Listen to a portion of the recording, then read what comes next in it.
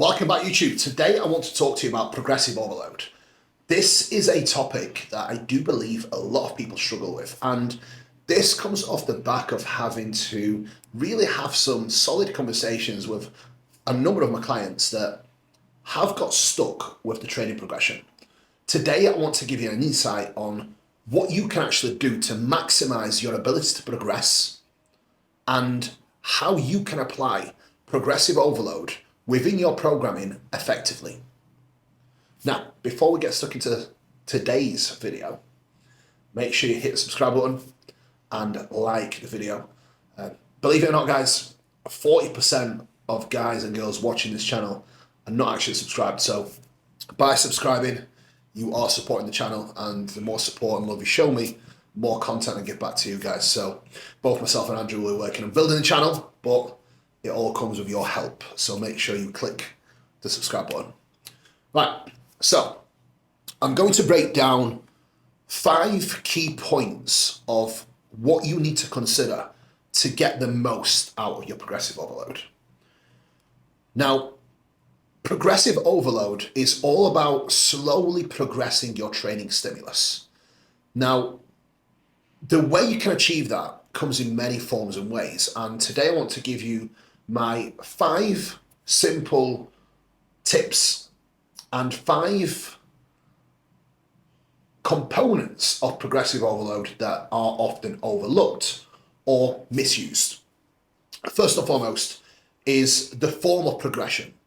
When it comes to progressive overload, you need to focus on progressing your stimulus, and that's something I am going to give credit to Jordan Shallows for, because he is the first person I actually heard saying it is progressive overload is all about progressive stimulus, and he could not be any more correct, because progressing your load doesn't just mean more load in the bar. Inevitably, yes, you do have to see more strength. You do need to see some sort of adaptations happen, but progressive overload can be achieved through many different ways. Some of them being range of motion, tempo, load, reps, number of sets. All of these components do play a massive role in your ability to progress that stimulus. So it's not just about load. I wanted to get that out of the way quickly before I get into the remainder of the video, because a lot of people get the impression that utilizing progressive overload simply means more load in the bar, and that's just not the case, because you cannot simply continue to get stronger indefinitely. If you could, then we would all be deadlifting more than Eddie Hall did. And fact of the matter is, the world's strongest man can only deadlift 500 kilos, and if you could indefinitely continue to get stronger, we would all be crazy size and strength, and that's just simply not the case. So you have to understand that there is some limitations when it comes to your ability to progress your load. Now, point number 1, increase your load gradually. Your progression should be slow and controlled. Each time you go into a working set, aim to either progress your load through a very, very small increment of 2 to 5 pounds. It could be even less.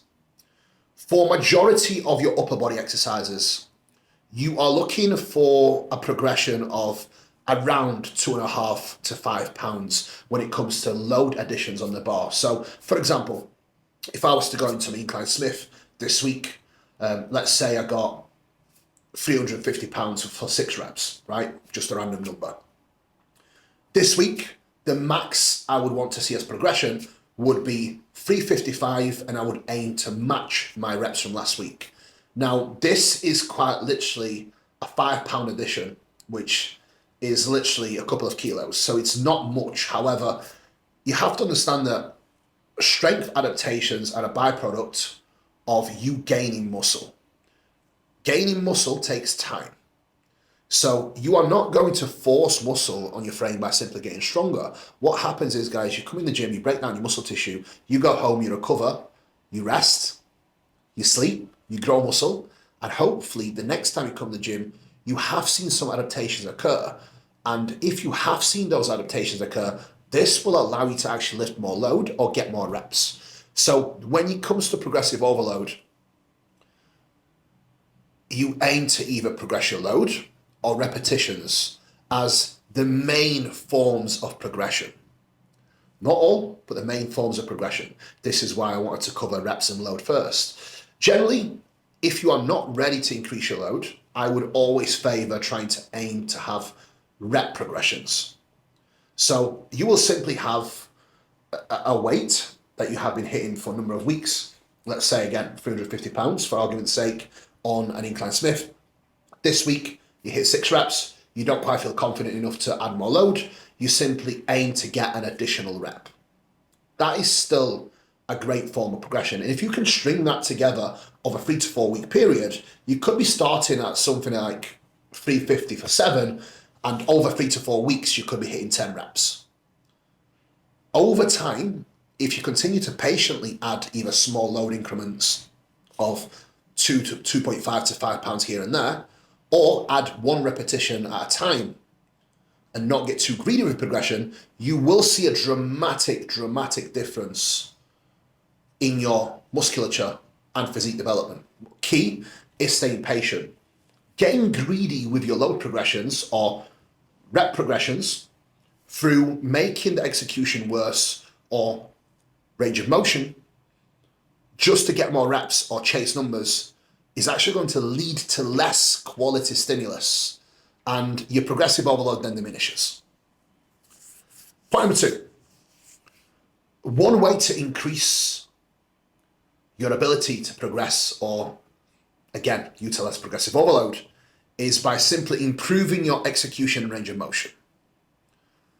By having better range of motion and better execution, you directly increase your training volume. So simply getting deeper on a squat pattern on your pressing with the same weight gives you more bang for your buck out of that given weight. So let's say, again, for argument's sake, you are doing 350 pounds on a squat, for example, and your reps are pretty shallow. You hit 6 reps. Next week, if you aim to hit the same reps, but you actually got more depth with better execution, better range of motion, that is a form of progression. Therefore, when you are utilizing a logbook, do not just log your reps and weight, log the quality of your sessions and the quality of your reps. The quality of your reps will determine how much muscle fibers you actually recruit. The better the quality, the more muscle fibers you actually recruit, therefore you get more out of each rep. Always prioritize quality and execution, range of motion, and execution overload. And remember, guys, your exercise setup, so how you set up that exercise, meaning the setting on your seats, the adjustments of the pads, how you position your body, that is your exercise setup. That is what precedes your exercise execution. Without good exercise setup, it's quite simply impossible to have good exercise execution. One way to implement progressive overload is also increasing your training frequency. So that is point number 3. Now, if you increase your training frequency for a weaker body part, it gives you more opportunity to grow. So when it comes to your training program, one way you can actually progress is through adding additional training days to your program. I will show you a transformation picture of my client Mark Hector from last year to this year. And it was actually, I think, July last year versus now. Same body weight, 128 kilos, which is like 280 odd pounds. Huge.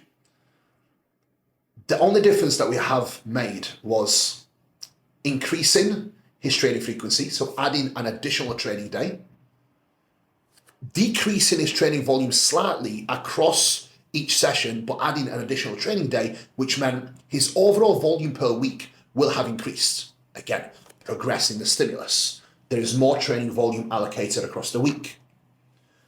We did also go through a contest prep, and we did also go through a very, very controlled reverse diet after the show, which he absolutely nailed like a champ. So I am super proud of him. Mark, if you're watching this, massive, massive credit. You have worked your arse off, and it shows with the progression here, guys. The progress that he's made, the muscle that he's added is incredible, because as you can see from the back shots here, the difference is crazy. He probably has 10 pounds less body fat on his frame, and I would probably say 10 pounds of muscle since last year. So the look is going to be scary. Anyway, back on point.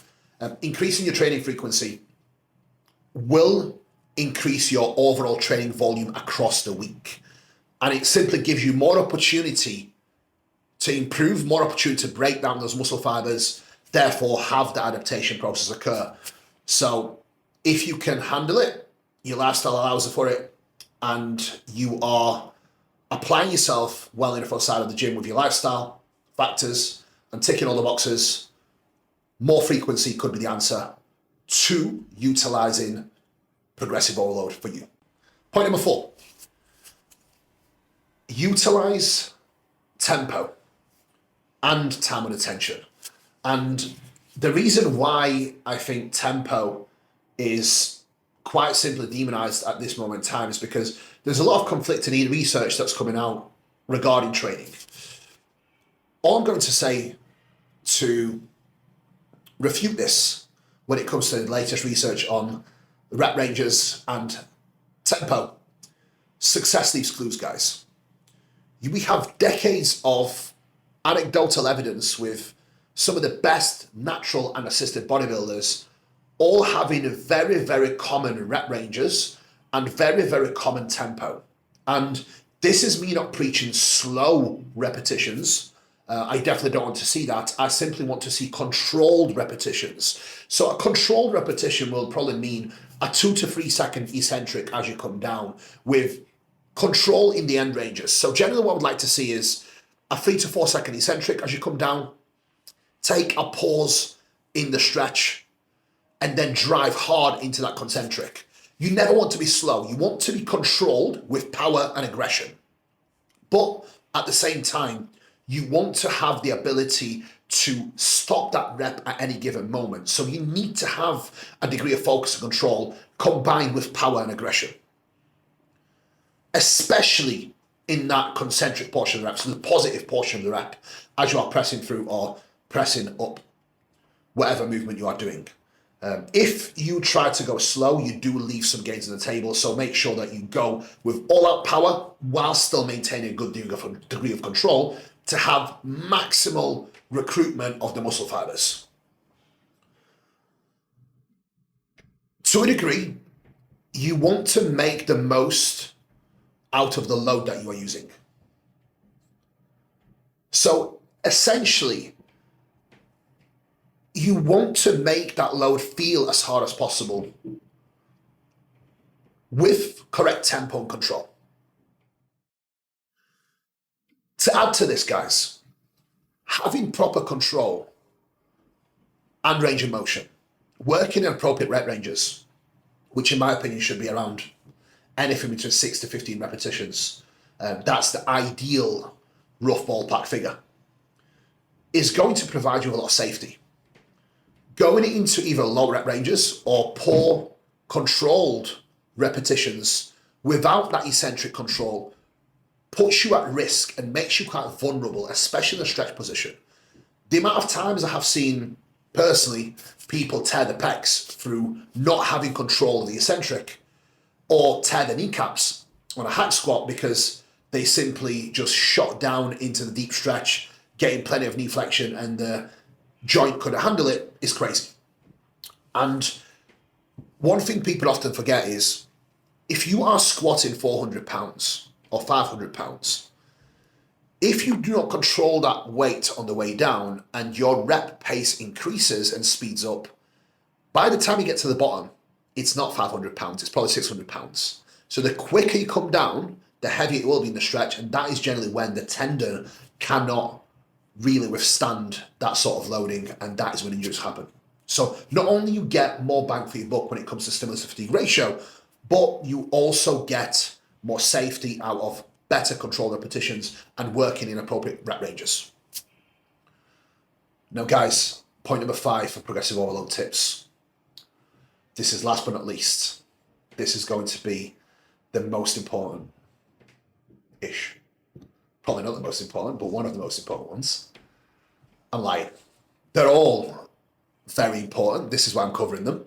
So this is your top 5 tips for progressive overload. Track your lifts.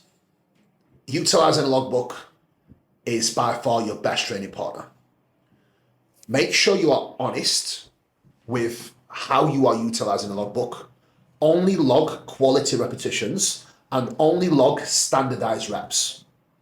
When you first go into a training program, set your weight and reps for every single exercise with the best execution that you physically can have, with appropriate rep range, working anywhere between 6 to 15 reps, with good execution, great control, and full range of motion.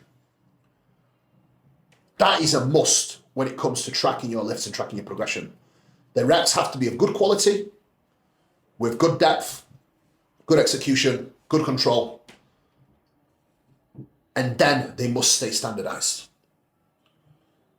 Then you will only log quality repetitions and quality progression, utilizing small load increments or rep progressions.